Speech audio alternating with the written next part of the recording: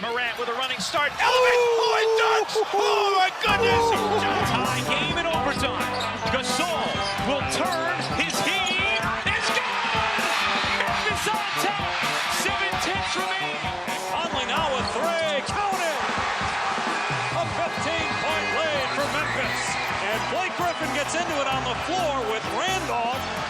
Hard to tell if there are any punches being thrown under there, but Griffin took acceptance. Adams going long. Morant! Oh, he hit it! John Morant, insanity! You gotta be kidding me.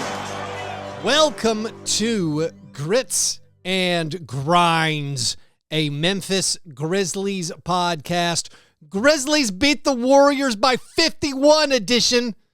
My name is Keith Parrish. The Grizzlies bounced back from a subpar game against the Lakers to absolutely demolish the rival Golden State Warriors. They humiliated Steve Kerr's team. Steve Kerr called it a humbling loss. Yeah, I'll say. Draymond Green and Steph Curry had arguably the worst games of their careers. It was the first time ever that Steph and Draymond both failed to make a field goal in a game. This game was a delightful Christmas present to every Grizzlies fan. On today's episode, I'm going to revel in this awesome blowout. Before I do, just a word to remind you that if you want to support the creation of this show, if you want to get a monthly bonus episode, if you want to join my listener Slack channel, if you want to join the Grizzlies fan Slack channel, you can do all of that at patreon.com/fastbreakbreakfast. All right, this was the biggest blowout in the NBA this season. 51 points. This bested the Grizzlies' 45-point blowout of the Trailblazers. The Grizzlies have the two biggest blowouts in the NBA this year. This was the second biggest win in franchise history. Of course, the biggest win in franchise history, the 73-point win, the NBA record 73-point victory over the Oklahoma City Thunder. Pete Pranica on the local broadcast, he did his hammer nail coffin with 30 seconds to go in the third quarter. This thing was a blowout from the start. It started very oddly with a foul on the opening jump ball. So 0 seconds into the game, the Warriors already picked up a team foul.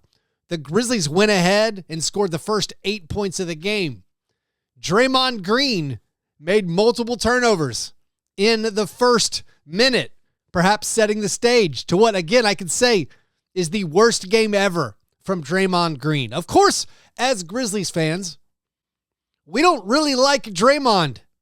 He might be the most hated NBA player, period. For Grizzlies fans, he has particularly egged on the Grizzlies over the years. He's been the full-throated wrestling heel. Of course, you remember him chanting to the crowd in a playoff loss where the Grizzlies won by a huge margin back in 2022. You remember him egging the crowd on. Most recently, after their last game, Draymond called out Taylor Jenkins. He called him Janky Jenkins. He called out Zach Edey. Zach Edey, by the way, started this basketball game. There's a strategy shift from the Grizzlies, moving Brandon Clark back to the bench. Edey, with that double-double off the bench against the Lakers, perhaps played well enough for them to say, who are we kidding? Let's leave him in the starting lineup. So Edey started this game, got into it a little bit with Draymond in the first half. But early on, Draymond was not having a good night with the turnovers, started yelling at the refs early. Steve Kerr started yelling at the refs early. And after that quick 8-0 start, the only maybe downside was Jaren Jackson Jr. getting in foul trouble. Jaren committed 2 fouls in the first 2 minutes of the game. Santi Aldama checks in. But the rest of the quarter, the rest of the half, the rest of the entire game was just an avalanche from the Grizzlies. The Grizzlies led by 22 after the first quarter. That was their best quarter of the season as far as point differential. It was tied for the most points they've ever led after a first quarter. It was not the most lopsided first quarter in the NBA on Thursday night. That honor goes to the Jazz and Pistons. The Jazz outscored the Pistons 48-19 in the first quarter on Thursday night, which maybe is more impressive than the Grizzlies winning by 51 as far as statistical aberration or rarity. Maybe not. A 51-point win is pretty special. Being up 102-50, doubling up your opponent in the third quarter, that is rather special. But the Grizzlies, powered by their bench in that first quarter, built a 22-point lead. The bench scored 24 in the first quarter. I mean, that's nuts. That's so many bench points. These two teams, the Warriors and the Grizzlies, are the top two bench scoring teams in the NBA. They play a lot of guys. That's not like a special stat necessarily. It just kind of shows who you choose to play. Of course, the Grizzlies are the top scoring team in the NBA. A lot of points to go around. But the final number for the Grizzlies bench in this one, 82 bench points. That's the most bench points for any game this season by the Grizzlies. This was the Grizzlies' 8th straight win at home. They're now 13-3 at home. The Warriors, by the way, have now lost 9 of 11 games. But after having that big first quarter, the second quarter was basically just as good. They ran the Warriors out of the building. The three-point shooting. Perhaps I should have mentioned it before now. There's so many eye-popping numbers from this one. I didn't really prioritize them in my notes, but the Grizzlies made a franchise record 27 three-pointers. They hit 7 in the first quarter. They had 12 at halftime. They made 7 more in the third quarter. In the third quarter, the Grizzlies scored 40 points, made 7 out of 9 three-pointers.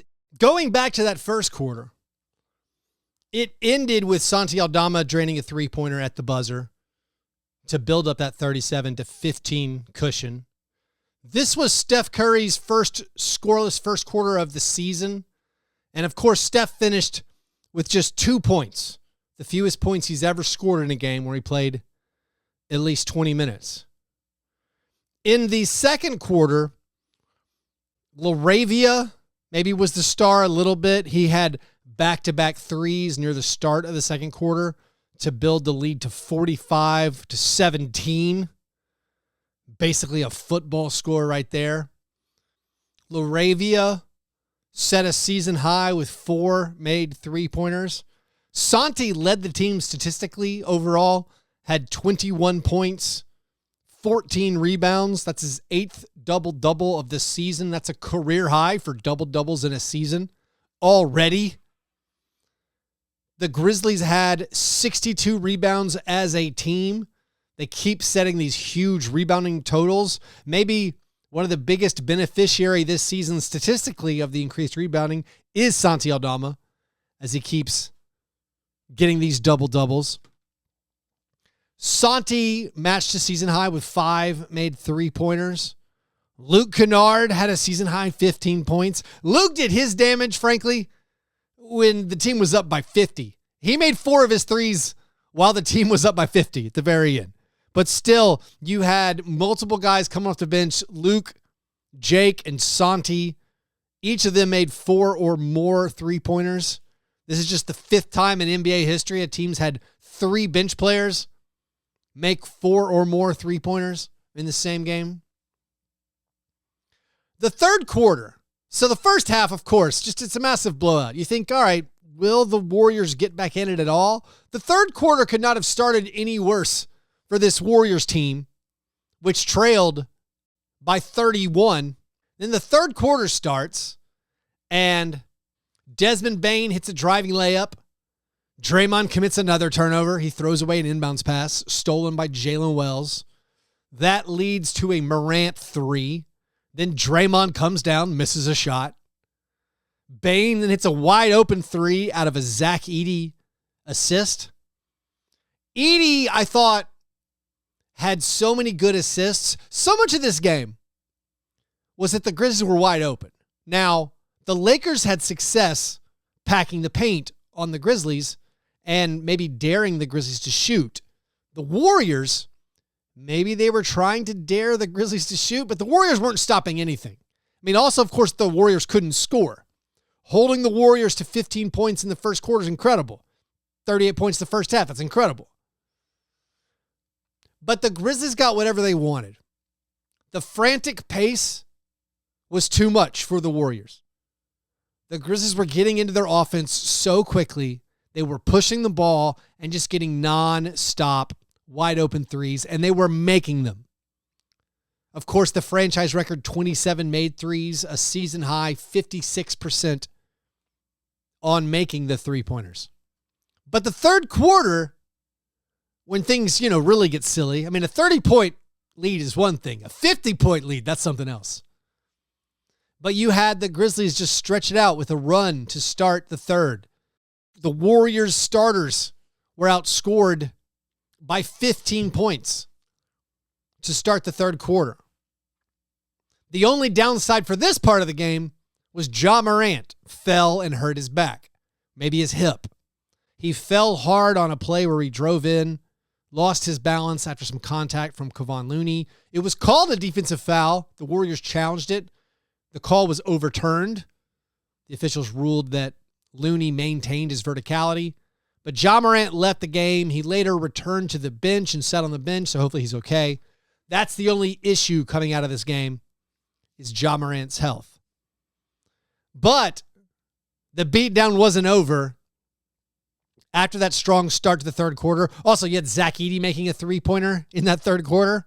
Zach Edey, by the way, now 7 for 12 on three-pointers this season. Edey finished the game with 8 points, 8 rebounds, and 4 assists. I love the assists.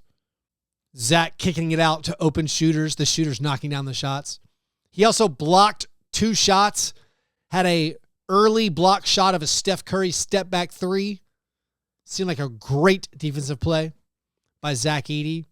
Also, him standing toe-to-toe or towering over Draymond, maybe it had some kind of psychological effect for the Grizzlies. Edey was up to the challenge. Now, if there's anything you want to nitpick, might as well. We're 15 minutes in or so to the show. He did turn the basketball over a lot in the first half. He was getting his pocket picked on some post-ups. Tiny, tiny bit of criticism, but otherwise a mostly perfect game, of course, from the Memphis Grizzlies. After Ja left, the bench kept pouring it on, and, he never came back in the game. Jaren, after suffering that early foul trouble, he scored a bunch in the third quarter. He finished the game with 17 points. He also got 5 assists, very high for Jaren. Blocked 1 shot, got a steal. You got a great game from Desmond Bane. Desmond scored early to start the game. 2 quick three-pointers in the opening. Finished with 15 points. He was a plus 36 in his 24 minutes. Had 7 assists to go with his 15 points. Was 6 out of 9 from the field. Jalen Wells, tremendous game. He'd been in maybe a moderate slump. Just hadn't been scoring the ball much recently. He made 5 out of his 6 field goal attempts, including 3 out of 4 from the three-point line. Had 13 points. Played 20 minutes. Marcus Smart didn't play in this game. Also, neither did Jay Huff. Jalen Wells did a reverse dunk and immediately pointed to Jay Huff. Jay Huff was the first guy off the bench to celebrate the reverse dunk from Jalen Wells. But a delightful game. Also, here's a weird stat. The Grizzlies are now 4-0 wearing their new red city jerseys. And somewhat remarkably, in those 4 games, they've outscored their opponents by 114 points. Of course, a 51-point victory is doing a lot of the heavy lifting.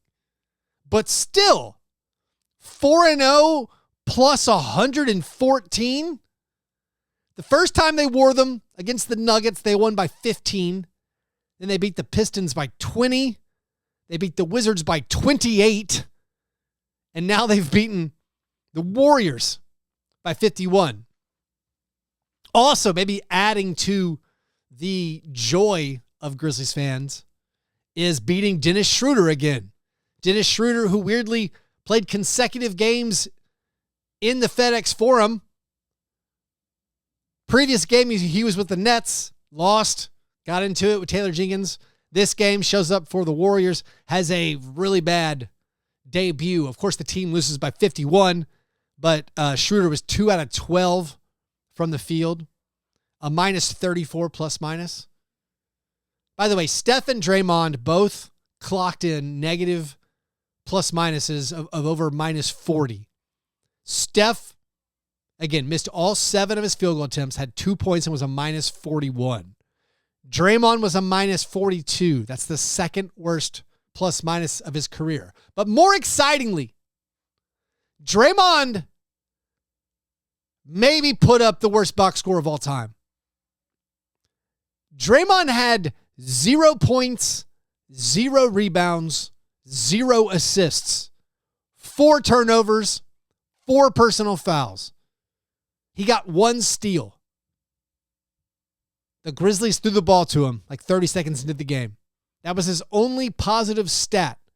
I mean, it basically was his only stat it literally was his only stat besides fouls and turnovers. And I guess missed shots. 0 for 4 in 19 minutes. 0 for 4 from the field. No points, no assists, no rebounds, 4 turnovers. Draymond Green in this one, and I take great delight in sharing this with you. Draymond recorded the worst plus minus ever tracked for a player with no points, no assists, and no rebounds. We have StatHead has all the plus minuses tracked since 1996. So Draymond, no points, no rebounds, no assists, minus 42. What a tremendous holiday gift for all Grizzlies fans. The closest he got to scoring was an open layup that he thought was open, but Ja Morant blocked him jumping from behind. Now, a couple of more stats before we wrap up the show. Santi's 5 made 3-pointers increased the remarkable disparity of his home and road shooting splits. He's now up to 46% 3-point accuracy in home games, only making 29% of his threes in road games. Of course, the Grizzlies themselves have a pretty big disparity as far as one loss compared to home versus road. Upcoming, the Grizzlies play a road game at the Hawks on Saturday. They return home on Monday for a game against the Clippers, and then they're off a couple of days for Christmas, come back, play the Raptors and the Pelicans. This blowout, of course, extends a lot of great season-long numbers. Grizzlies pull even further ahead for points per game in the NBA as far as leading the NBA. As a franchise, they've never led the NBA in points per game for a season. Their net rating is absurd. Even if you go to cleaning the glass, which throws out garbage time, like the entire fourth quarter of this last game, they have a net rating that's over 10 points per 100 possessions better than their opponent, which is just a staggering number and would be the best number in franchise history. So the Grizzlies are having a lot of success at times. They keep winning by a lot, which is a good thing. We can continue to poke holes at their road record against good teams, but hey, you played a good team, one of the top teams in the Western Conference at home, and you beat them by 51, and there's zero complaints about that. Just a fun, delightful moment. And now if you filter anything, season long or past 2 weeks, it's all just staggering numbers. Grizzlies have a plus 20 net rating over the past 2 weeks. Lots of fun stats as this offense was completely humming. The 3-pointers were dropping, and the team wins by a lot. As far as our old friend Kyle Anderson, I mean, thoughts and prayers to him during this game. Kyle had actually won 6 of his last 7 games against the Grizzlies.